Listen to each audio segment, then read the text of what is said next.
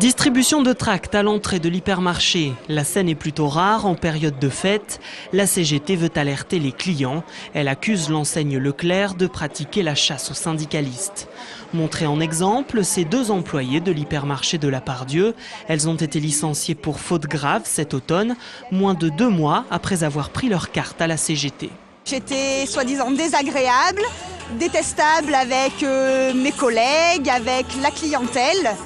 Et que j'étais donc complètement tyrannique, un vrai petit diable, donc il fallait tout de suite m'évincer de la parfumerie. Entre deux clientes, j'ai limé 4 ongles à ma collègue qui l'a gênée pour faire ses massages.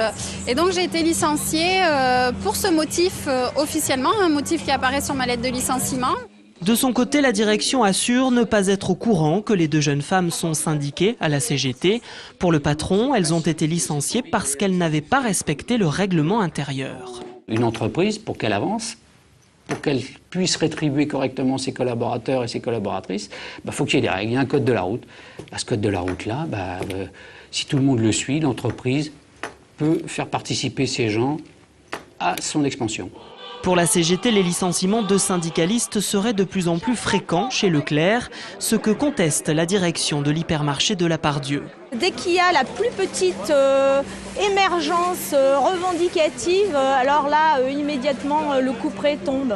J'ai des syndicats chez moi, j'ai la CFTC, oui, comme quoi le monde syndical, on le connaît, et puis on vit bien avec. Les deux salariés licenciés ont entamé une procédure judiciaire au prud'homme.